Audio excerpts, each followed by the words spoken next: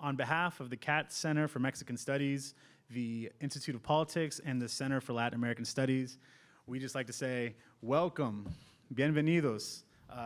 Thank you all so much for being here. You honor us with your presence. We know you had many options for tonight, and we're glad you chose to spend your time here to discuss this very important topic. My name is Enrique Davila.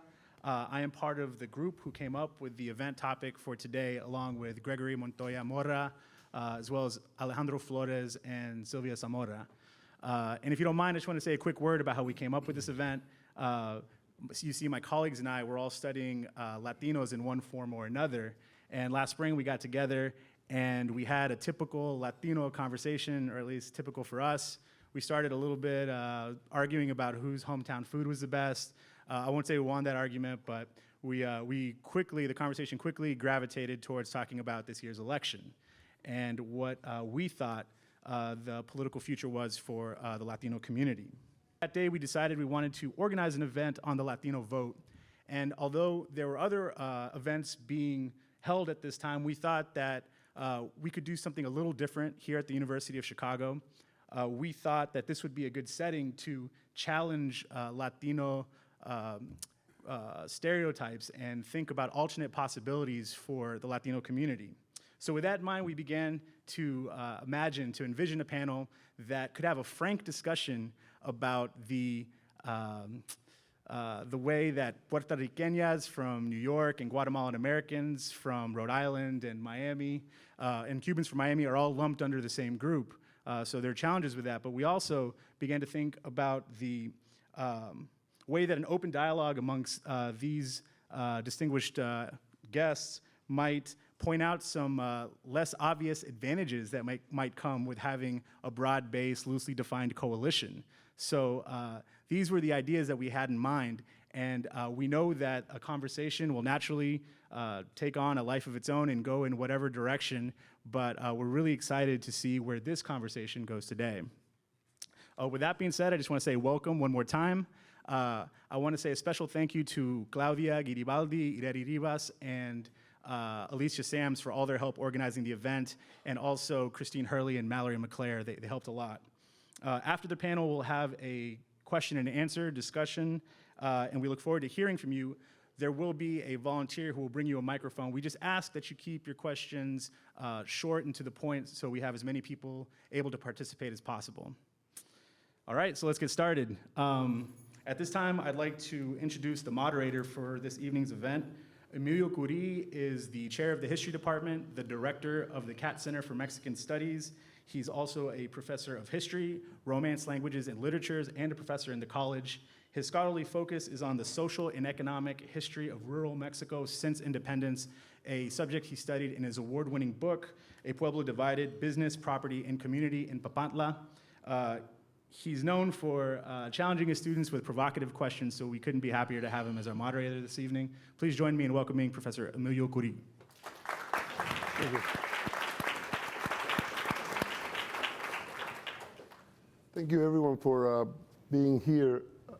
It's a really good moment to have this conversation as we lead up to a very important election where, as you all know, more than 27 million US citizens who are described or describe themselves as Latinos, in many cases, are able or eligible to vote, a number which we know will continue to grow in the next decades, and which will also manifest itself increasingly visibly in outcomes in local and state elections in very different parts of this country.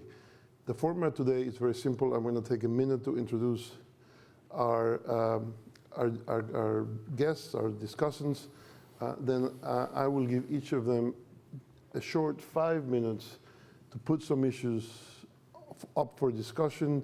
And then I'll have the three of them, maybe initially through my questions, and then I'm sure on their own, elaborate on these matters for a little while. At a certain point, we will break and then open the discussion on the issues that they've been discussing, plus any others you wish to bring for your participation.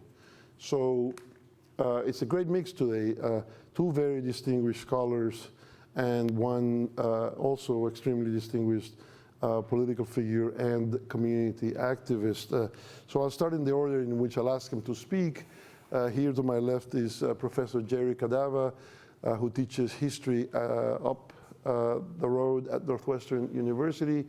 He is the author of a prize-winning book on, among many other things, Latinos in the Sun Belt, entitled Standing on Common Ground, the Making of a Sun Belt Borderland, and has been working for the last number of years on a much-awaited book on the rise and development of Latino conservatism in the United States. Our second speaker, also a distinguished scholar and professor, and not very long ago a postdoctoral fellow here at the University of Chicago, is Cristina Mora, who teaches at the sociology department at the University of California, Berkeley, and is the author recently of a book entitled Making Hispanics: How Activists, Bureaucrats, and the Media Constructed a New American. And her very savvy and insightful discussion of the development and elaboration of this notion of the Hispanic or the Latino has become an important point of reference for current debates about how useful it is to think of Hispanics or Latinos as one or as many, what are the possibilities of political coalition, where are the fault lines. So we're very fortunate to have her here with us today. And last but not least, and I do think here in Chicago at least and beyond, he does not need an introduction, so is Jesus Chuy Garcia. I think for those of you who didn't know him before 2015, most recently the almost successful candidate for mayor of the city of Chicago, where for the first time in the history of the city, he forced a runoff election, which he now already lost, and we all hope, at least I'm speaking for myself, that there will be other opportunities to do this again and maybe get over the hump.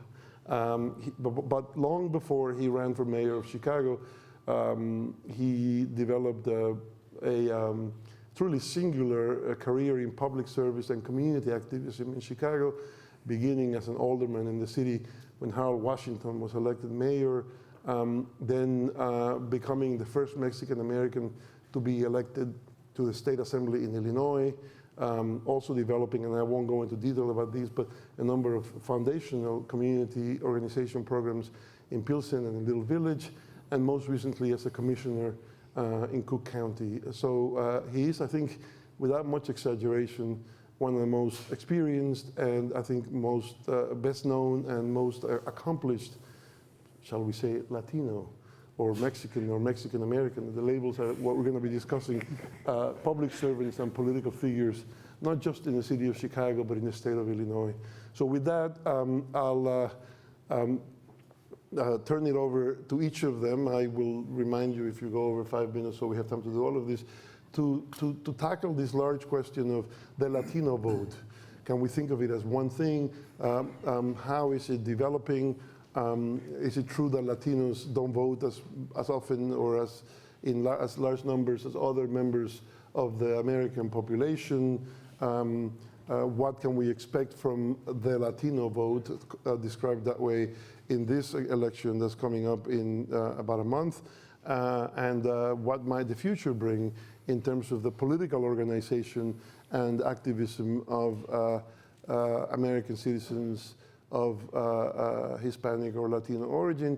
And last but not least, and I don't know how much it'll come out, it depends on what they want to do, the very large and complex but intimate relationship between all those millions of voters who are of Latino origin and other millions of residents of this country who are at least currently undocumented, but who are very much not just part of the fabric of society in pretty much every major city and many other parts of the country, but also, as you all well know, have become a kind of a subject of great political debate and dispute, not just in the recent election, but very much over the last number of years. So that it's difficult to speak of the Latino vote and only of the voters without referencing the fact that there's a much larger pool of people here who are also part of that political discussion. So with that, Jerry. Thank you for the introduction, Emilio. I was asked to speak for just a few minutes about my connection to the topic of this panel. So I'll do that by talking about my current book project, and then I'll just give you a couple thoughts about some issues I've been thinking about as we've watched this election cycle unfold over the past year. So, as Emilio mentioned, I'm writing a book about the rise and the fall of the Hispanic conservative movement from the mid-1960s to the mid-1990s, and I'm using Hispanic very consciously because that's what many called themselves. And this was a moment, this 3-decade period, bookended roughly by the founding of the Republican National Hispanic Assembly in 1967, and on the other end, all of the debates surrounding Proposition 187, which really kind of drove a rift between the members of this Hispanic conservative movement that I'm talking about. And why am I interested in this? I mean, I guess some answers are that on the surface it's timely. I mean, you had 2 Hispanic candidates for president this cycle, Marco Rubio and Ted Cruz. It's also a subject that historians haven't tackled yet, and in general, the political history, the partisan political history of Latinos isn't very well understood. So that's always a happy circumstance, but those in many ways are the smallest reasons, the littlest reasons that I'm interested in it. And my grandfather, Geraldo Cadava Jr., I don't know why he's the junior, since I'm much younger than him, but in any event, he's a Latino conservative, he's not one of the people I'm talking about, but in many ways I've been arguing with him for all of my life about Hispanic conservatism and why he became conservative. So it was a really kind of close family connection that led me to start thinking about it, because what I'm trying to work through is how Hispanic conservatives come from within our communities and from within our families rather than evolving separately. They're not kind of pariahs or outcasts or sellouts. They come from within communities. And in the historiography of minority conservatism, that's not what most people argue. I mean, just to take 2 examples of recent books about, or one recent book about Black Republicans and another about racial passing. The first is called The Loneliness of the Black Republican by Leah Wright Rigueur, and it suggests loneliness, right, an isolation that I don't see as being true about the Latino community. And then another called A Chosen Exile, a way in which African Americans who choose to pass as white have removed themselves from their community and chosen to exile themselves. So that's not how I see it. And those are some of the things I'm interested in explaining. Finally, I think Hispanic conservatism sheds some interesting light on American conservatism in general, especially the ways, some of the thorniest issues that are dividing American conservatives right now, because some of the elements of Hispanic conservatism that I see as unique to Hispanic conservatism are issues of trade and immigration and hemispheric relations in general. And the way that Hispanic conservatives feel about those topics it doesn't always mesh or align with how American conservatives feel generally. One thing I've been thinking a lot about this election cycle is whether or not this is an important election cycle for Hispanic voters. That's probably the wrong way to put it. What I mean by that is that it felt to me after the 2012 election with the Republican Party's postmortem in March 2013, where they kind of went back and analyzed what had gone wrong, why Mitt Romney lost. It felt to me like Hispanics, Latinos, again, labels, we're going to talk about that, they were going to be the deciding factor in the 2016 election and all future elections because of their growing percentage of the population, et cetera. And I've been wondering if, I mean, the dynamics were kind of unpredictable then. We didn't know who the candidates were going to be. We didn't know what the driving issues were going to be. But it feels very different to me. I feel like Latinos have emerged during this election cycle at some very important moments, like when the real estate mogul announced his candidacy by talking about Mexico, when he gave his fiery immigration speech in Arizona, when his running mate talked about that Mexican thing, et cetera. So Latinos and Hispanics have popped up at crucial moments, but I'm not sure that the Latino vote has been the most important central underlying dynamic of the election. So it's something I've been thinking about, would love to talk about. Christina? Okay, great. Thank you for the introduction. It's certainly great to be here. Nice to come out. Always a pleasure to visit Chicago. I guess I'll start with a story. I wrote a book a couple of years ago that describes the development of the Hispanic category.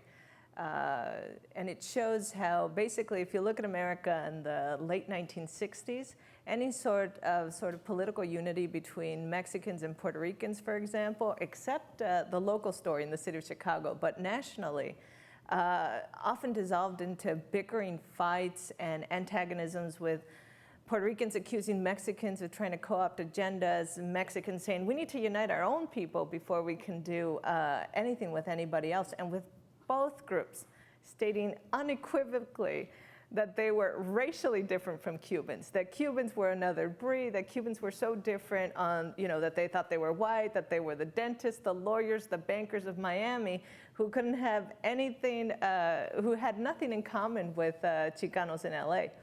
But by 1990, we see the rise of a strong Hispanic lobby organization in DC. We've firmly instituted the Hispanic category on the census, and we have the rise of Univision, Telemundo, and all kinds of cultural organizations, media organizations trumpeting the Hispanic market. And so the book tells the story of how this category evolved and how it became prominent and diffused through these organizational networks. And so a few months after the book came out, I was being interviewed in a radio program in Los Angeles. And it was like an NPR show. And the moderator then asked me, over the phone, so given that you talk about the construction of this category, you're really just saying that it's fake, that it's not real. And I was like, oh my God. Oh my God, I was having like a mini panic. This is my first radio program. I was accustomed to an academic debate, but I was not at all accustomed to sort of its reception in the popular world and the media. And after a slight panic in my head, I sort of said what sociologists say. Just because it's socially constructed doesn't make it unreal, doesn't mean it's fake. A line, a red line painted on the sidewalk is really just a red line painted on the sidewalk, but we as a society have imbued real meaning to it, both moral, legal, has sanctions, things of the sort. And so a category, even if it's created, even if it wasn't there at some point, grows to have meaning in and of itself. And so I've often, since the book has been published, been asked about what is the use of this category, what can we find meaning with it? And I'm often conscious of the answer to it in a political environment, especially now. And I think of three things that are important to think about when we think about this category and politics. One is we don't sort of talk about categories without talking about a reference point. And here the reference point is American politics. And the American state has historically been the type of state that groups people into categories. It works with big categories. It doesn't do well with political claims with small categories. If you just look at the history of the black-white divide in America, you can see the way the state has really worked with big categories. So one, these claims aren't made in a vacuum. They're made vis-a-vis a claimant, vis-a-vis sort of an access for resources in a place that has historically ignored this population.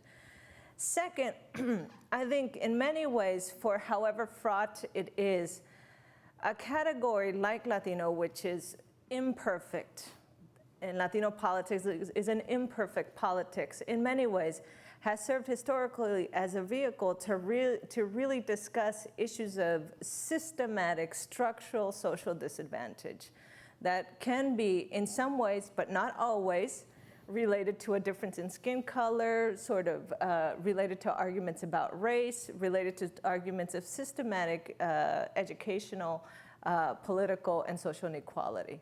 And so ways to really sort of congeal this and make this sort of, you can't really talk about systematic racial discrimination if you're just talking in many ways about a slim category that covers only a certain small group of people. However imperfect that argument is, I understand that. The third thing I think about when I think about the category and how it has grown over time and sort of the way it's been institutionalized in organization, I think we talk about right now at this moment with the Latino politics is the sort of the role of the youth. The youth are, I think it's about 50% of the Latino electorate that's expected to vote in 2016. The vast majority is youth. And youth and this category are something incredibly special. You know, the youth of today grow up in a society where Latino is ubiquitous, where whatever you call it, Latino, Hispanic, their birth certificates have always said Latino or Hispanic, their driver's license, the same thing, organizations, the clubs that they're a part of, they're not sort of this older generation that remembers a time when this category didn't exist and thus it feels more artificial to them. The youth are a part of a new world where Latinidad means more than just, politics, means more than perhaps the instrumental that some would argue it is, but also means forms of cultural, emotional expressions of solidarity, cultural expressions of art.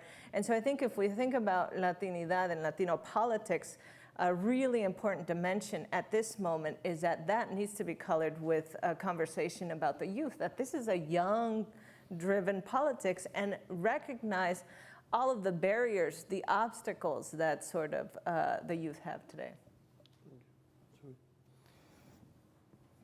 So hearing the first two presenters today made me recall my arrival in Chicago from Mexico, from Durango, Mexico, not in the center of the country, but rather in the Sierra Maestra, la Sierra Mexicana, la Sierra Madre, and coming to Chicago from a little village to a big city like Chicago, and being introduced to race and ethnic categories in Chicago.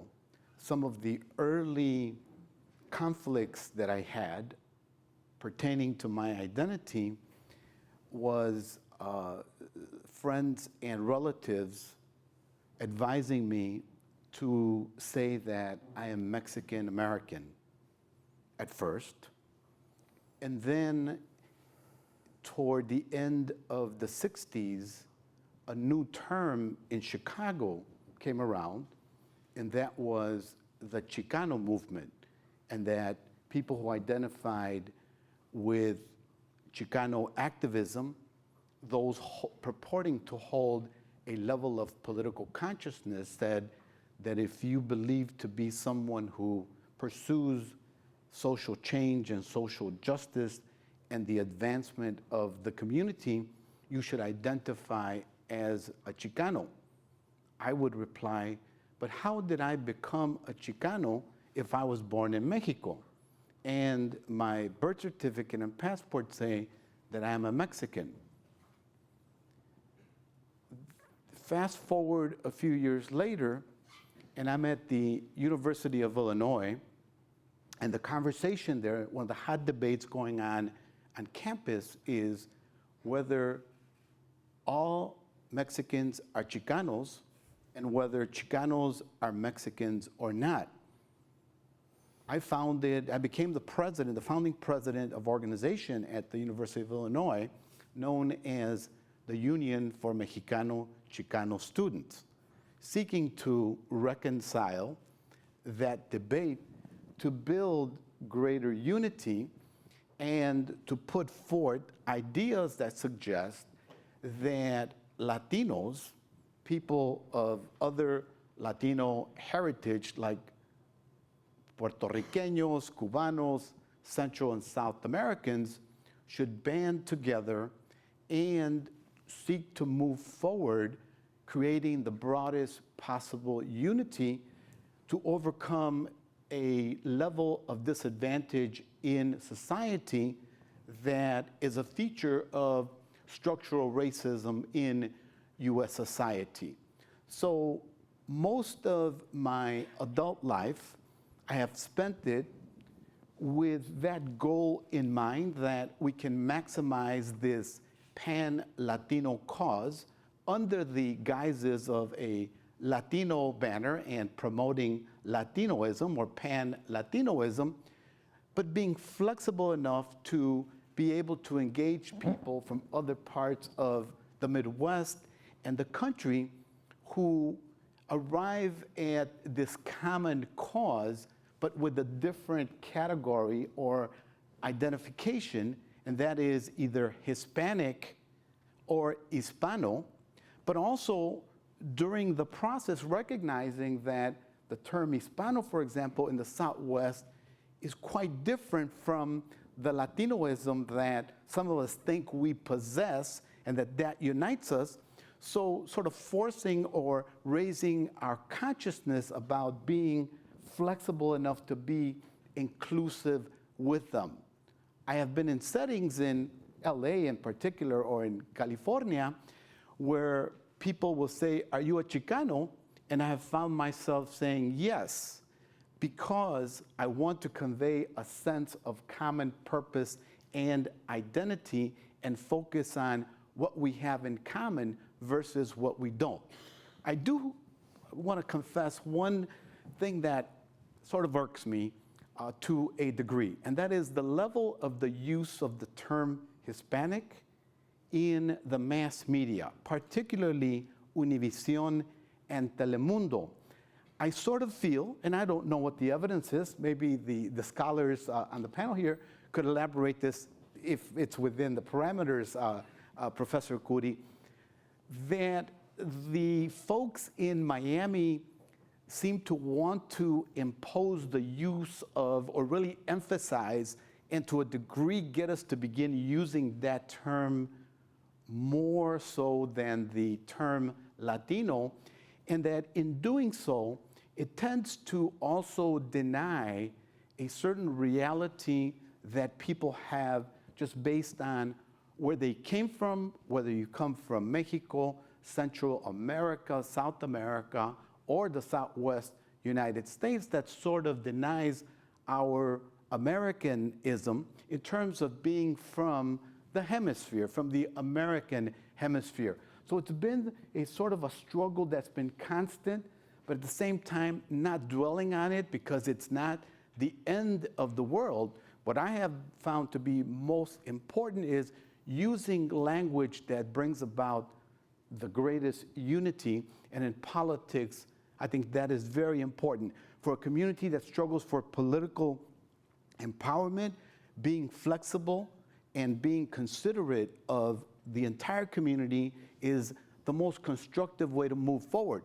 I look forward to this election because I'm begging, I'm hoping, I'm praying that it will be the election that puts us on the map permanently, because previous elections have been, national elections have been very disappointing. We continue to be taken for granted. We're not at the table that we should be. It seems like we're limited to only certain appointments within the cabinet of the national government, and I'm hoping that this will be the year.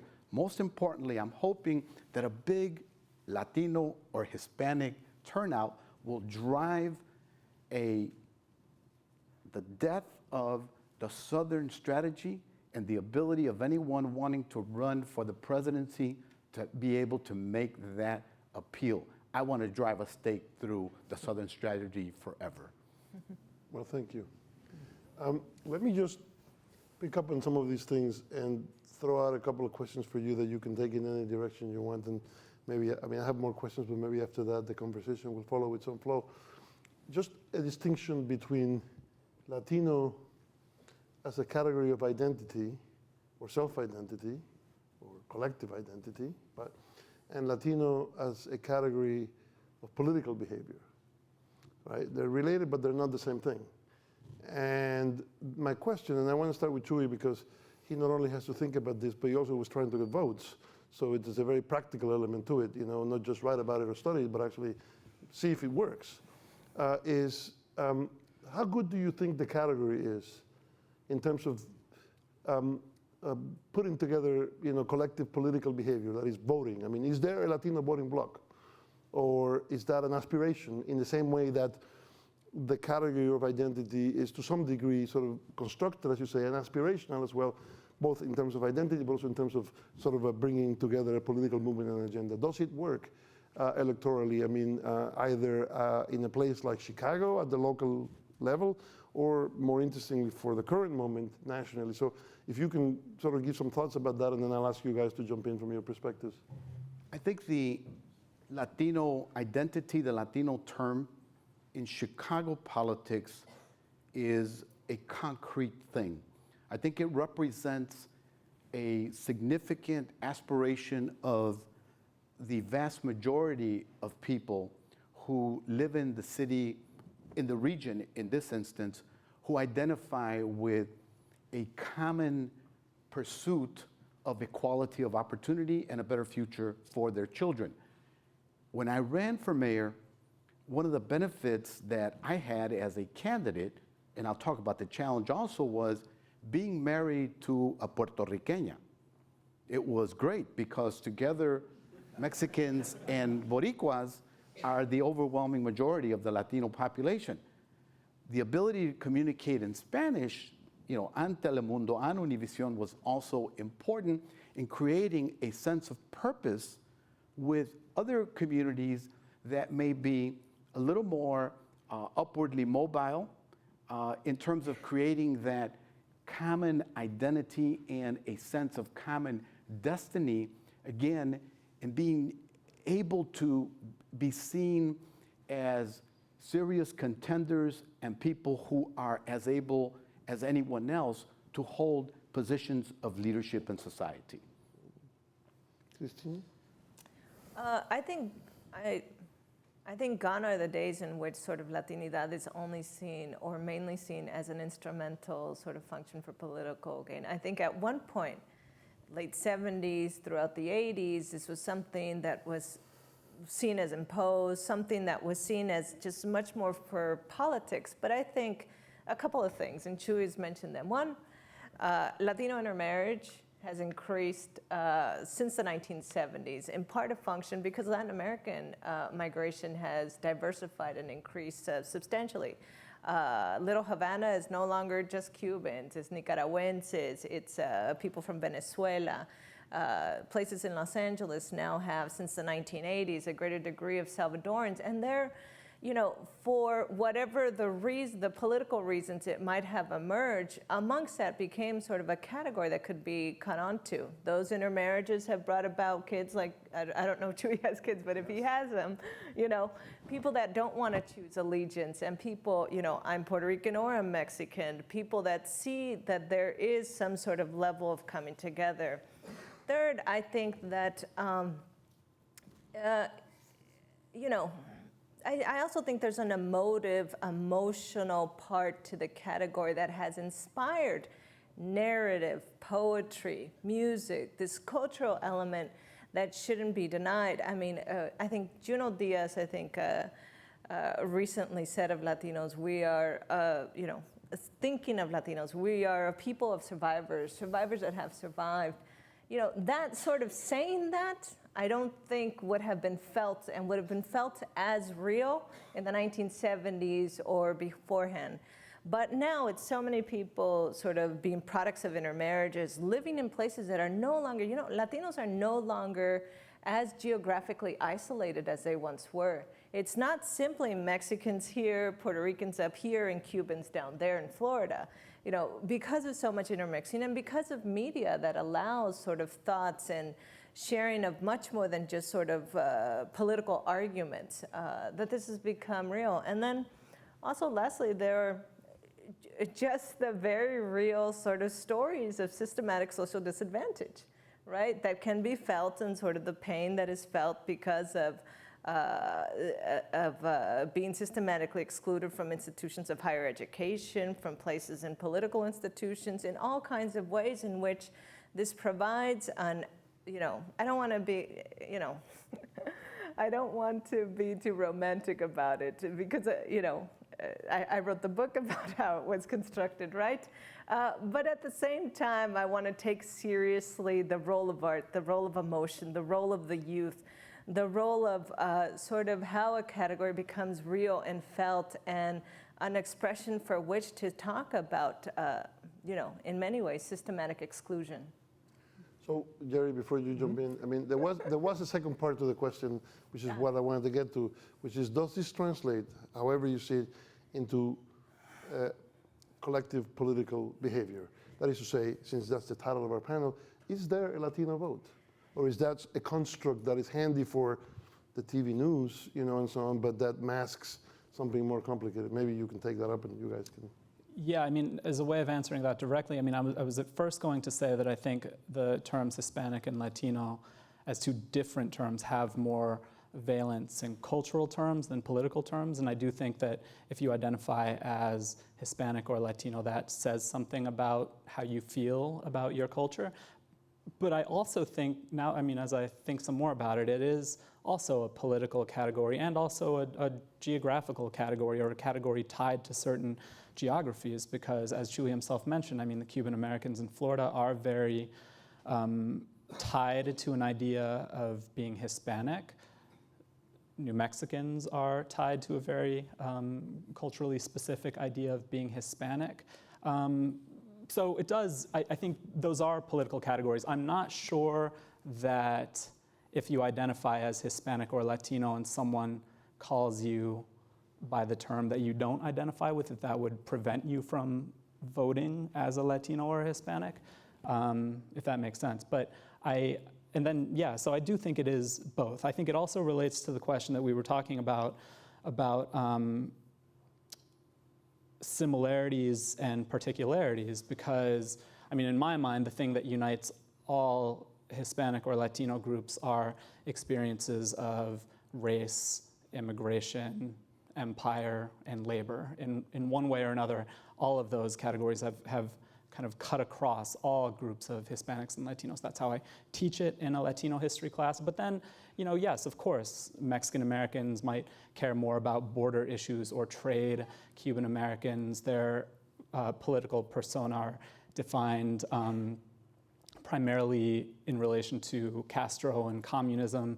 Puerto Ricans might care about statehood or the territorial status in general, or bilingualism on the island, et cetera. So I do care about different issues, but I do think that there is a kind of umbrella. To give you a kind of concrete example of how issues of particularity and singularity play out in politics, I mean, one of the ways in which Barack Obama had a lot of success in Florida in 2012 was by having commercials that micro-targeted specific communities. So commercials that aired in Central Florida that featured Sonia Sotomayor, a Puerto Rican Supreme Court appointee, and commercials directed right at Cuban Americans in South Florida. And it was kind of assumed that that was a very successful strategy for him. Mitt Romney's kind of Hispanic outreach was done mainly through his son Craig, who had spent time in Chile or something when he was in high school or college, right?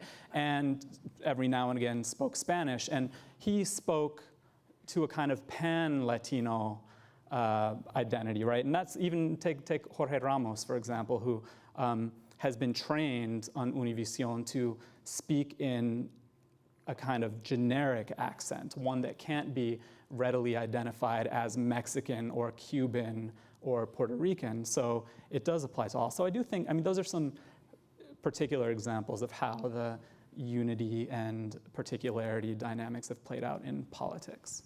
So just picking up on that, so it sounds like you said, yes, there is, but then there are always exceptions, or at least, we can explore that further if you want. But let me cut to the chase just to provoke, you more than anything else. And also to go back to what Chuy was saying about the importance of this election in terms of the power of the Latino vote as we describe it. So again, I'm going to engage in some obvious simplification, but it's just for the sake of getting your reactions. So the Latino vote, if there is a Latino vote like as a unity, which there is in some sense, it's a largely, if not almost entirely, democratic vote. And so, like the African-American vote is, I mean, if you want to generalize in that way, of course. And so then the question, going back to Chuy's argument about the importance of this election is, how is it, other than by the sheer power of its numbers, right? I mean, Obama getting people out to vote and having the numbers make a difference. I mean, it sounds like for Latinos, thus described, like for African Americans in this election, I mean, the votes are needed, but they have no choice. That is to say, so you have a situation, as long as these groups don't have a choice but maybe not to vote, that is to say, they can vote for Hillary, but they're not going to vote for Trump, at least not most of them. There is a Trump Latino that you were talking about before, but you have to find them, right? I mean, and the arguments being made for African American communities. I mean, the problem in terms of the post-electoral political relevance has to do with the fact that, since you have nowhere to go effectively in the national election except staying home, if you don't like what you see, then that creates a situation that makes it very difficult to see how you translate that turnout in the polls to any kind of the cabinet positions or policies. I mean, nothing stopped Barack Obama, from getting all those Latino votes and then turning into the deporter-in-chief of undocumented Latinos in this country. I mean, breaking all records. And what was the political cost? What would be the political cost to Hillary? Very little, except maybe on the turnout, because there's no alternative. Generally, and particularly in this election, certainly when you have a presidential candidate who spent his campaign maligning Mexicans and others, and African Americans too, for what that's worth. So what's your reaction? I mean, in what way, and to Chuy, but also then to the two of you, in what way do you see this as being an important election, given the peculiar constraints of it in terms of the choices that are available? One, that there are 57 million Latinos or Hispanics in the US, that there are a potential 27.3 million eligible to vote. 44% of the potential Latino electorate are millennials. Millennials already shook up the electoral cycle as they trended toward Bernie Sanders. If that could continue into the general election, that would get us, I think, major attention by both parties, by the next president, but also on the part of both political parties. And if other forces were to emerge in a few years, that makes us a much more powerful player, and power that can be leveraged so that we're no longer taken for granted, as we have been largely by both political parties. I think that the millennials hold the card. The problem is that for many of them, it's their first time around. Others have only voted in an election or two, or just for Barack Obama in 2012, those who voted in 2008. So can we sustain that? And that's going to be the big question.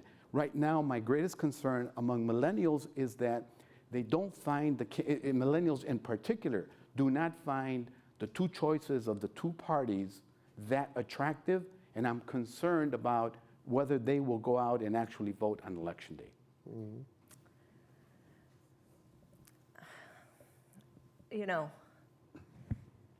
I don't think that, I think as much as we talk about hope and optimism when elections come around, I think we should also really seriously talk about cynicism. I don't think that, the Latino population, like Jerry had insinuated, since 2000, when the 2000 demographics, when the census proclaimed the browning of America, this is Latinos, this is it, 2004, 2008. How many times can the same population be sort of said that this is the population that's going to change, this is the population that's going to tip the force on the election? How many times can we say that? Then not come back, then be deporter-in-chief, then not sort of appoint people in positions. How many times can we say that? And then just say, it's because y'all didn't come out to vote. It's because y'all don't have, how many times can we say that and not give real valid credence and real belief to the idea that, cynicism can be well-deserved. Amongst this population has been systematically ignored in all of these ways by all kinds of institutions. And taking that real, not just sort of placing it as a blame, but placing it as a sort of blame on American society for doing this, and blame on sort of the discourse in every election cycle, amping up our hopes, every election cycle doing this again. And, and then one comes, and, I don't want to be so cynical about it, but I also, think that this is, just don't talk about what are the dynamics of hope and about the change and things. Talk about the dynamics of cynicism. Where does it come? Where does it breed? What does it look like? How does it sort of influence turnout? One. I think, too, elections are one thing. Electoral politics are one, and I understand that this is a panel about this, but historically, where I see some of the most active, engaged, out there hope is when Latinos are protesting. It's outside of some of these cycles. It's the immigration protests of 2000, more than 10 years ago, that started in Chicago, that ripped the nation, where you saw all the Latino institutions coming together almost in a beautiful symphony. You saw, if you were to think of big-time Latino institutions, the DJs, the news anchors, Chuy would know as well as almost anything. There are these moments of real sort of beautiful synchronicity and hope and Latinos coming out and sort of these moments. And I think it's up to us to think about Latino politics as a whole, as sort of not only the actions at the voting booths, but also the actions that we take outside, the way that politics is sort of, on the streets as well. And then at the same time that have a much more varied analysis of what political action is, have a much more varied analysis. And if you're going to talk about hope, then talk about the real sort of roots of cynicism and how does that play out? And what does that, when we have a real engagement with that, how does that influence Latino politics, I would say? There are just two things I want to say.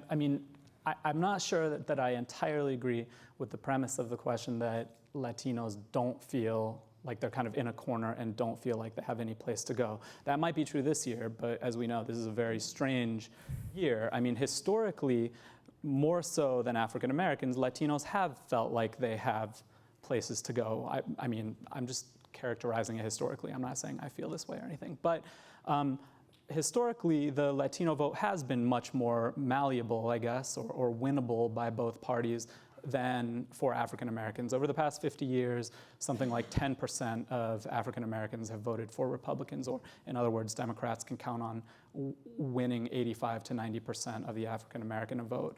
But for Latinos, that hasn't been the case. Since 1964, Republicans have won between 20 and 40% of the Latino vote. This year, it looks like it's going to be on the historically low side, perhaps even lower than 20%. But that hasn't always been the case. George Bush won 40%. Ronald Reagan in 1984 won 35%. Richard Nixon in 1972 won 39% of the Latino vote, including some 45% of Mexican American votes in East Los Angeles. So I think there has been a pretty big variation historically. I think, a lot will depend on just looking forward now. I think a lot's going to depend on whether Donald Trump wins or not. If he wins, you talk about Obama being the deporter-in-chief. I don't think we know what deportations. We can only take him at his word that he'll try to deport 16 million people. So Donald Trump will be the deporter-in-chief. If he wins, in some ways it will be a ratification of the angry white voter in some ways, right? So what we may have seen, and frankly, that's kind of what I think to be the main unknown or dynamic of this election, that yes, we're talking about a growing Latino vote, but Trump is also talking about a growing angry white voter, kind of pulling his people out of the woodwork. And I don't think just numerically, I don't think we know which one of those numbers will be bigger. I think if Trump loses, which hopefully it looks like every day that passes, that's more and more likely, at least according to Nate Silver. If he loses, then I think establishment Republicans can say, well, back to business as usual. You had your experiment with this, it didn't work. Back to the way we've done things historically. So I think a lot about what will happen in the future will really depend on the outcome of this election. Let me throw in one more question. There are clearly a lot of factors that drive this vote. Historically, and certainly recently, the immigration question has been one of them, right? I mean, to what extent there are issues that are kind of proxies for the likely direction of the vote. Would any of you care to elaborate, thinking about that general question, but also about this particular election? To what extent, the issue of those other millions, dozens of millions, well, a few dozen million Mexicans and other Central Americans and other Latinos who are undocumented in this country, to what extent that is really the non-negotiable sort of element that shapes the Latino vote, or to what extent are there other competing factors in determining the vote that might pull people in a different direction? Should we first? Well, I think the immigration subject has been simplified and reduced to basically a soundbite and a line, instead of having a real conversation about reality. What's the reality? That we've invested over $250 billion in border security, that immigration is almost at zero. So why is the topic so hot? Because political rhetoric has made it so hot. And what's most concerning and disturbing and frightening is that it worked. Everyone took the person making the craziest assertions about immigrants, and especially about Mexicans and being criminals and rapists and all the horrendous things that were said, yet there was an audience, a huge audience, that it resonated with, and it moved them to go out and vote and make that candidate the nominee of a major party. And even though we're 33 days away from Election Day, there's no reason to think that that rhetoric will change. As a matter of fact, it was reinforced by the vice president in the vice presidential debate, a little more nuanced without some of the wild rhetoric. But that is really frightening when you think about it, because I thought we were a better nation. Coming after seeing perhaps the greatest mobilizations of people, peaceful mobilizations of people in the marches of 2006 and leading up to 2008, Hoy marchamos, mañana votamos, did not materialize, that somehow the country would have taken stock and said, this is a cause that really needs to be considered, because practically speaking, these millions of people are part of our society. They're our neighbors. We need them. They provide good things for the society. They make our economy work. And yet there's a rejection of an entire class of people and a vilification of an entire ethnic group and beyond that. So that's very concerning in the 21st century, when I thought that those appeals would no longer find grounding in in U.S. society. I think a lot of, so certainly there's research that shows that, even among Latinos, number one issues mirror much more sort of the general issues of the American public, jobs, education, things of the sort. Even immigration, I think, falls to number 3 or 4 amongst Latinos. But because of the heightened political rhetoric, it's certainly something that makes people sort of think, even if this wasn't the number one issue, it brings to the fore issues of this, issues about race and issues about where, because you can say things like rapists and this and that, and then tie it to sort of agenda that wants to kick out a whole entire population. I think it's something that really sort of resonates as sort of, racial and structural bias. Even if you didn't think it was the number one issue, you're like, heck, now I'm in a country in which they are electing somebody in which this is the way they see me as a forever foreigner, even if I'm 3rd, 4th generation here. And so, on the one hand, you have this thing in which they're really, thinking about jobs. They're worried, Latinos are worried about how they're going to put food on the table, how they're going to pay for their kids' education. And on the other hand, it's in a context in which sort of, no matter if they're here, no matter, if they're judges, it's in a context of not ever really being seen as fully American, fully part of the population, fully part of the populace, and fully part of the cultural fabric. which then, can cut both ways. I've heard the argument, and I don't know, we'll see. I've heard the argument of sort of this is going to rally up Latinos, and you're going to see that huge effect of them coming out because it's Trump, and it's going to be the sort of against Trump sort of effect. But, there's real sort of issue to think about. How do we think about cynicism? How do we think about sort of constant rejection and constant sort of building up hopes just to not have it come through?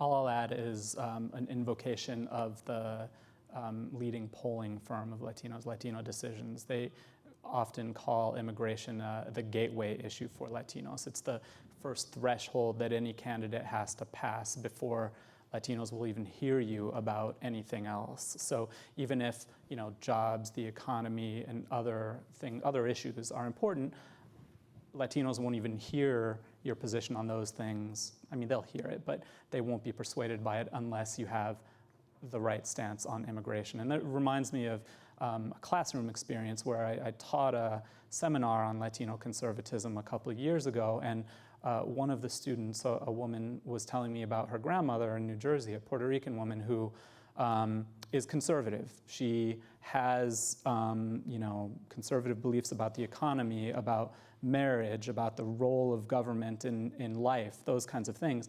But the Republican Party is racist, so she can't vote for Republicans. So I do think immigration is a proxy for race and how average Latino voters think a candidate feels about them and their community. Great. I have many more questions, but I'll stop and maybe open the floor for your questions to make sure that we get to discuss the things you want to hear about. We have 2 microphones, one on each end, and you're welcome to line up. I would repeat what Enrique said in the introduction. Please ask questions and make them brief to give them as much time as possible to address the issues you're interested in. So, or you can pass them, or you can just raise your hand and we'll bring you the microphone to make it even easier. And although I guess Ramon did get up, so yeah.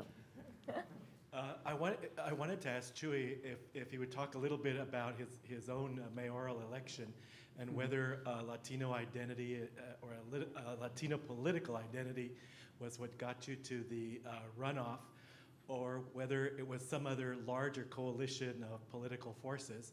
And then tied to that is that nobody's talked about the white identity movement. We talked a lot about the Latino identity movement in politics, but you talked about racism, you talked about conservatives, you talked about Republicans, but you never tied it to a political identity, and I was wondering if you all would maybe address that. So in my run for mayor last year, we had a local context where the mayor had been written about and tagged as the 1% mayor. There was a book written about it. It was a common reference. It came before the Bernie Sanders campaign where he talked a lot about that. And in Chicago, we were living a crisis where 50 schools approximately had been closed. The downtown, the city center was thriving. It was shining. Many parts of the rest of the city were decaying, continued to be neglected, particularly African American and Latino areas did not see the type of vitality that the city center epitomized. So I entered the race 3 weeks before nominating petitions are due.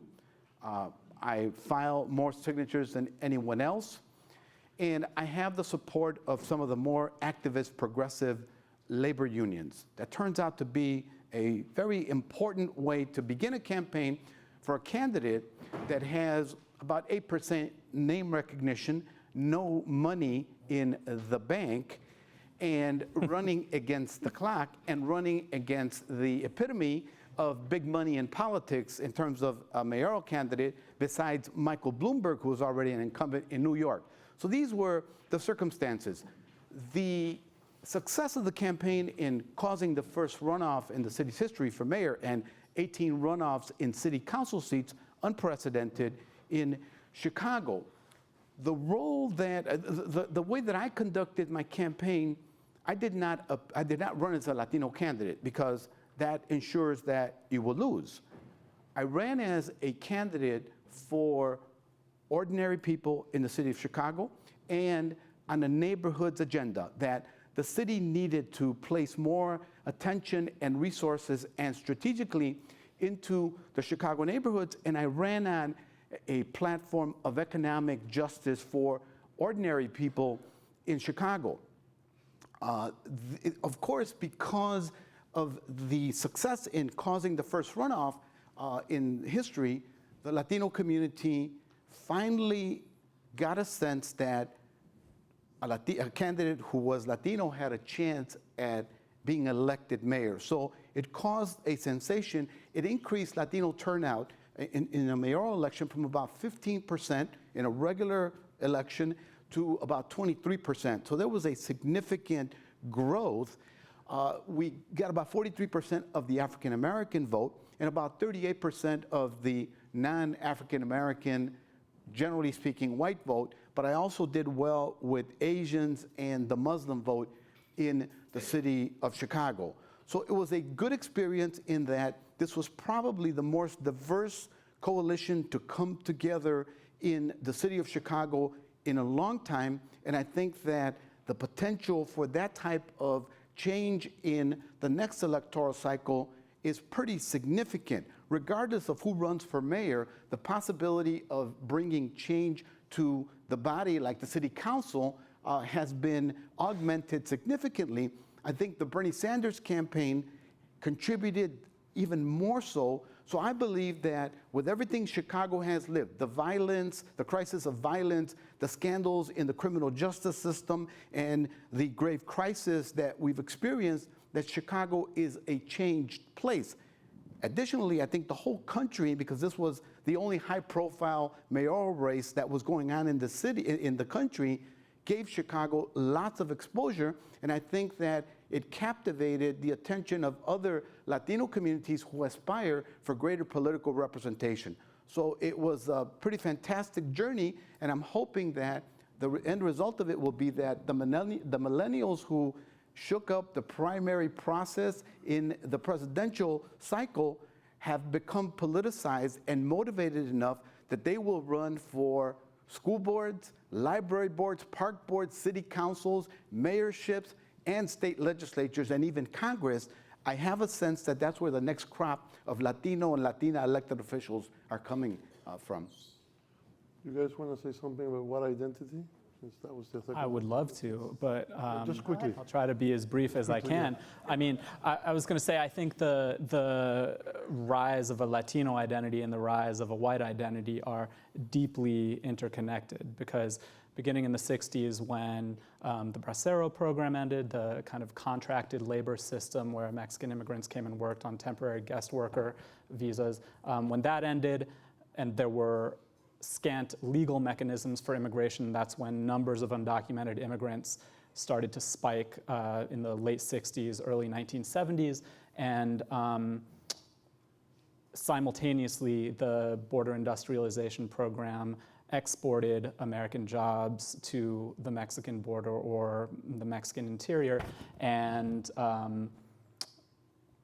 led to what many observers have noted was the decline of the Rust Belt, right? So that's one kind of political economy explanation, but simultaneously from the, I don't know, the 80s or 90s forward with culture wars, you know, Samuel Huntington writes, Who Are We? And talks about the core white Anglo-Saxon Protestant character of the United States and how that's being threatened by Mexican immigrants and Hispanics in general.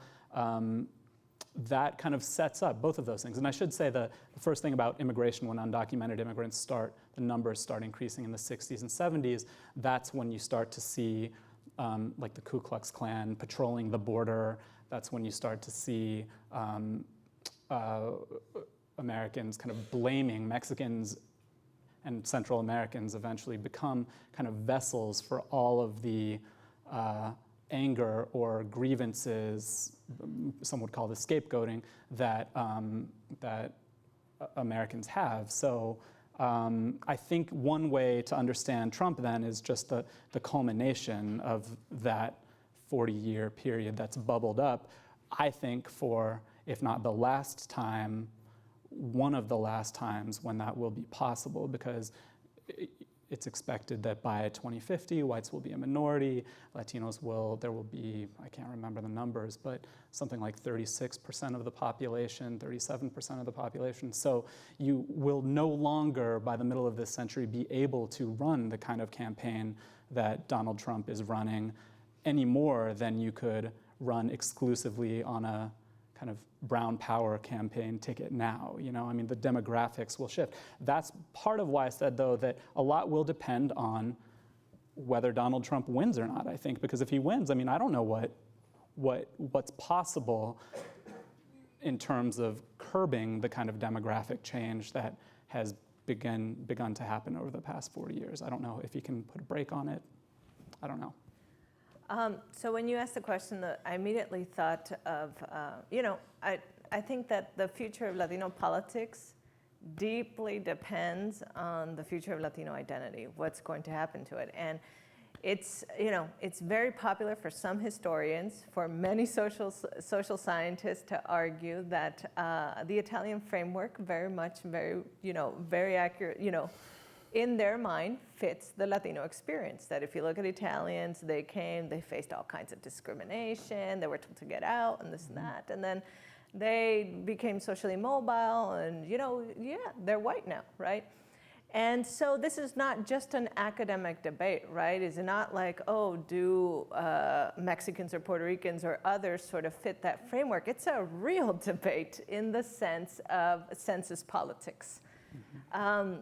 Since the category was created as sort of a national standard category in 1980, you've systematically had about 40% of Latinos filling out the census form saying, what the hell is this race category? Race question. I'm not white, I'm not black, I'm not Native American, and I'm not Asian. I don't fit this. I'm going to check other. And for the history of that happening, the census has reclassified the vast majority of these people as white. And so there are arguments, and you'll see it in the American Prospect, you'll see it in the Atlantic, there are arguments saying, hey, don't worry, this browning of America, that's not actually happened because these people are white. These people are about to be, so these people are about to be white. And so I see a lot of these arguments as interconnected. And there are a few things that, at least the social science debates that I have looked at, sort of point to. One, there is a real trend in intermarriage between Latinos and whites, and so then the idea becomes, well, what happens to this generation? And then what if that generation continues the same sort of trends of intermarriage over time? We can hypothetically see a real whitening of the population. So they say that. They say that a lot of this is about social mobility. Latinos are sort of climbing the ladder one generation after the other. And so this is when I sort of say that race is fundamental. Race is fundamental to bringing it back to the argument, to really saying, so what is Latinidad? Is Latinidad sort of not just a political instrument, not just sort of a cultural expression, but really something that grasps systematic disadvantage?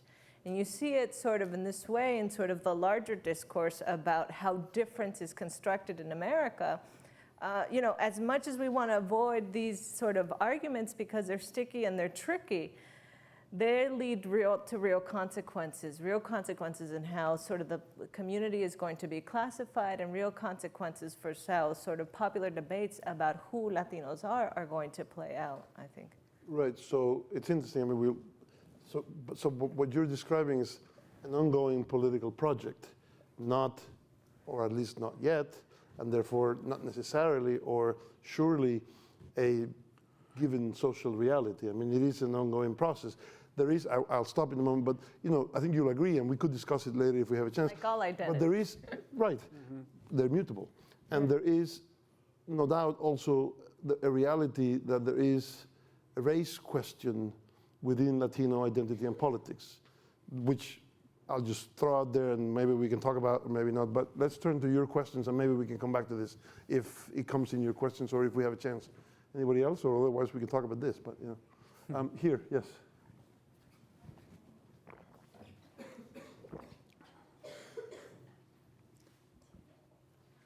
Okay, so in terms of the Latino conservative, I was wondering about the difference between the group of Latinos with conservative values versus those that actually vote conservative, because you were talking earlier about the gateway topic.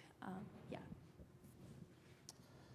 So is the question if there's a kind of like a one-to-one correlation between the people who have conservative values and the people who actually vote conservative? I mean, first of all, I don't know. Let me just be honest about that. I'm not sure. I suspect that, yes, there are far more Latinos who would identify as conservative outside or having some conservative beliefs outside of the ballot box, but then don't vote for the conservative candidate when they get in. I mean, all we can say for sure is that, we can study exit polls and precinct returns and stuff like that and know that between 20 and 40% of Latinos have voted for conservatives, but I don't know yet how to study the broader question, or I haven't done that yet at least. Other questions? Yes, here. Just wait just take the microphone so we can. Maybe piggybacking on that question, the role of religion in the Latino community and the relationship to the religion in the larger electorate hasn't come up, and I wonder if that could be a topic of conversation and changing trends. Do you any of you want to say something? I mean, Jerry's been working on this, but maybe you guys want to say something, or? Sure. One of the things that sort of made non-electoral politics that we've seen it really work for Latinos is when sort of churches and religious leaders are out there marching on the streets with Latinos. And so when I think about the role of religion in politics, I see it sort of as that way, as sort of that mobilizing effort and mobilizing force to get sort of people out on the street, unafraid, out of the shadows, to come out and sort of be, we're there, we're helping you. That doesn't always happen. And so I think the trick for me in thinking about that are what are the conditions in which that happens, in which sort of these institutions are really motivated. Particularly, I'm thinking the Catholic and, the Catholic Church as sort of being one of the dominant sort of faiths among the Latino community. Works really, really well in the African American community for electoral politics. You see church being convened during the week sometime, and leading people to the polls, sort of getting them out to vote.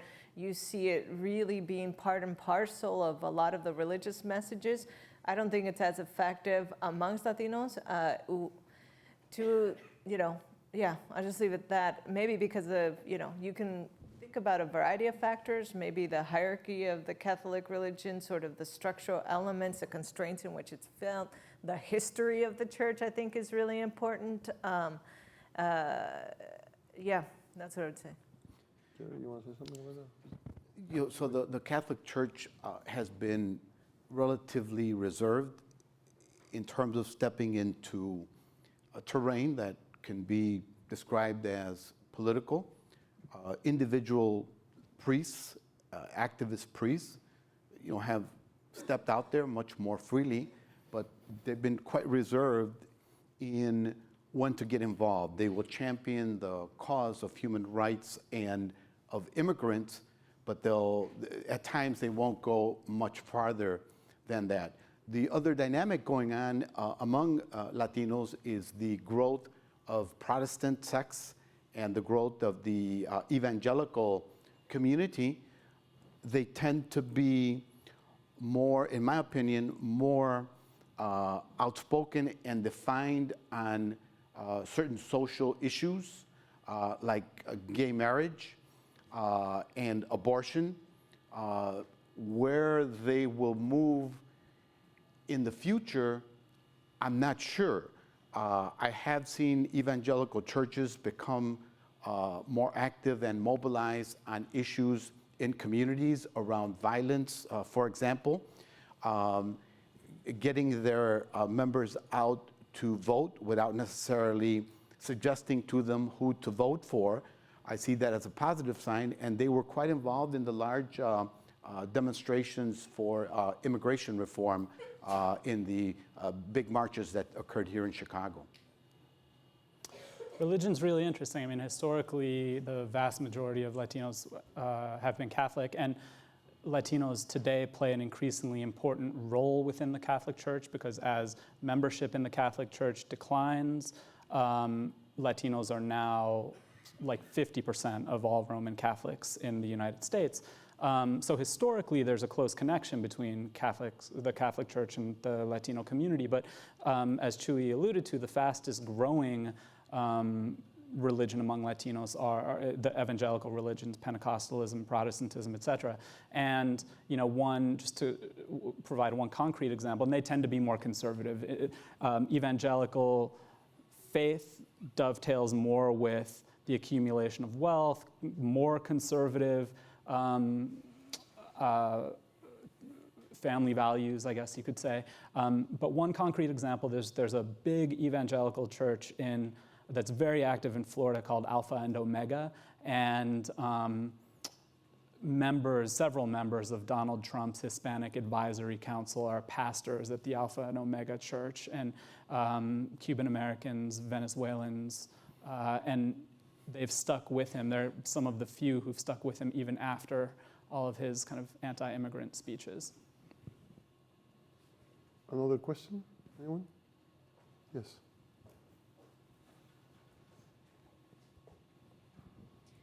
I'm curious, your first book was about the Latinos in the Sun Belt, and I'm curious how much geography and just the urban landscape in the US has historically resulted in sort of a disenfranchisement based on the ability to redistrict and district people and group them. I'm from Southern California, and I've been tempted not to vote at times because it feels like my vote matters only in local elections and is just a drop in a very democratic bucket for national elections. And I'm curious how much that could be playing into it, but how that might be different for Latinos in the middle of the US. I feel like that question was directed at me, but do you guys want to say anything about it? You want to lead off? I'll talk about the Midwest, maybe. Talk about the Midwest. Yeah, I mean, I don't know that I have a great answer for you.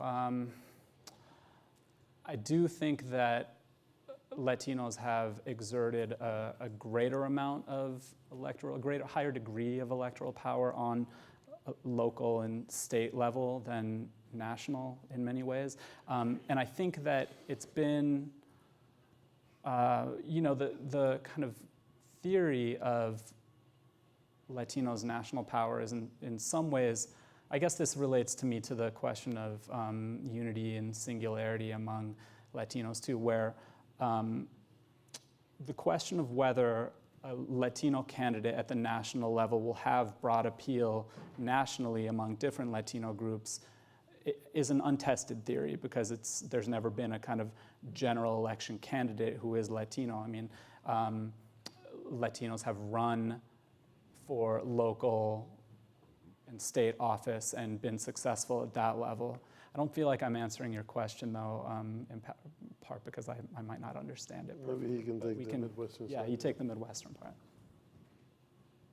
The biggest levels of participation occur in presidential years, in the general election. That's when everybody comes out to vote. In the neighborhood, it's like, yes. The following year, when there's a local election, we're lucky to get 25 to 30% of people voting. Even though important and the most tangible issues that people grapple with day in, day out are at stake, and those are the people being elected. Some Latinos will tell you they don't vote in primary elections. In places like Illinois and Chicago, that's where the nominees, those who are in fact the future office holders, are selected, but people don't think that's the election that counts. So we have a lot of work to do. One other piece about why people get disconnected from politics, in my opinion. Illinois was supposed to be a pretty safe state in the primary cycle for Hillary Clinton.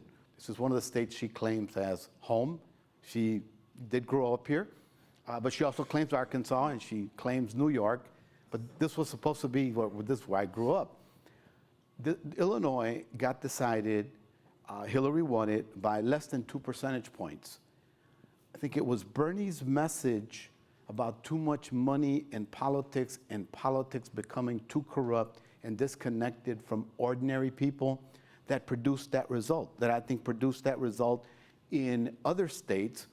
And I think that's why young people in particular flocked to Bernie Sanders in that cycle. The question will be, how will the parties respond to that impact, that effect of a candidate on the electorate in future elections? Will there be efforts to really lessen the role of big money in politics? I think that if that doesn't happen, the Democratic Party will be in trouble. If it doesn't stay loyal to some of the most important elements of the Democratic platform adopted at the convention, it isn't binding, but if it doesn't stay true to some of those key points, it will be in trouble in the future. Where the Republican Party will go, I don't know, because they're accustomed to that. It's sort of the only way to go, although there were some experiments that showed that direct appeals to small donors can be effective for Republicans too. So that may be a lesson that will affect future election cycles. Do we have another question? Well, if not, yes, yes. I think we have some younger students in the audience. And I just wanted to see if maybe you guys could say one thing that you would like the younger people in the audience to know about if you wanted to let them know about one thing about the Latino voting history that you would want them to know for the future. So maybe we'll do that as a kind of, it's not a debate, but as a closing statement, you know, from each of you with that particular audience in mind, but also anything that you just have to get out there or that you thought you were going to be able to say and we didn't let you. So why don't we start with you, Jerry? Well, you guys fight that one. Do you want to start? You're the experienced one. And then we'll go around and close with that. Yeah. To young voters, the National Association of Latino Elected Officials was projecting earlier this year, I think they're sticking to their guns, that only half of the potential Latino voters will vote in November, even though Latinos generally feel that this is the most important and the most personal election that they've been in because of the menace represented in one of the candidates. I hope that young people will prove NALEO and their projection wrong and will demonstrate that that's the new crop of political leadership for our community and that that's the future of politics in this country and that the next crop of leadership is going to come from millennials and the sector of young people in our country that in this instance are Latinos, but that is the future of politics and that's the face of change that's coming to electoral politics in this country. So I'm very optimistic about that possibility. It's very clear that the youth is the future of Latino politics. It is the vast makeup of the Latino vote. It is sort of what the youth do is going to determine lots of what's going to happen to sort of Latino adults, to sort of, and the future Latino children. And I think one of the things is that's a big burden, that's a big responsibility. And I would implore the youth not to sort of live with, not to see this burden in such a cynical fashion that it leads to not going out, but to see this as a responsibility that has a long-term strategy and a long range, as a responsibility that's going to sort of affect people for a while, but also that I don't know, it's going to define the struggle. It's going to define what Latino politics is, and it's going to define, I think, intimately what Latino identity is. And so, whereas we might have seen cynicism in the youth, when we keep thinking about this, I keep thinking about Brexit, and what happened out there. But, this is a chance to prove otherwise, and this is a chance to really own that responsibility and see it as an awesome opportunity to reshape Latino politics and Latino identity and to be part of this conversation for decades to come. First of all, thank you guys for giving me 2 minutes to think about this a little bit. And I mean, I guess my only answer is just, I guess it's kind of a Nate Silver signal and noise kind of answer. And this is something that, and I'll explain what that means, but, and this is something I would say that's not particular to Latinos, but to all of you, in the sense that, how in this age where we're just barraged with all kinds of information, do you sort through it all to find out what is actually important, And I think, so much, when was the last time you heard these? Yes, Hillary on her website has thousands of pages of detailed policies compared with Donald. It's something like 100,000 words compared with Donald Trump's 3,000 words about policy on his website. But so rarely do you hear these candidates talking about policy and what they, the policies they would support get reduced to all kinds of things like that Mexican thing or like the border wall, which is important, but these are kind of like proxies. And in some ways, that's the noise that Nate Silver might ask us to dig beneath to find the signal, like what's actually happening. And I think, what you find when you interrogate the policies might not be what you expect. I think on some issues you might find that the two candidates are more similar than different. That might tell you something, but in some other very important ways you might find that they're dramatically different. So it's not just about tone and temperament and all those things, which are important, but it's about what they're actually saying they want to do as president, and I guess I would say that of any level of politics. Well, one thing is for sure, which is that we'll be hearing a lot more about these and all related issues, not just between now and the election, but certainly beyond the election and for a long time, because the question of the Latino vote is here and is here to stay. So stay tuned and get involved. All that remains for the moment is to ask you to join me in thanking our presenters for a very stimulating conversation. Thank you. Thank you.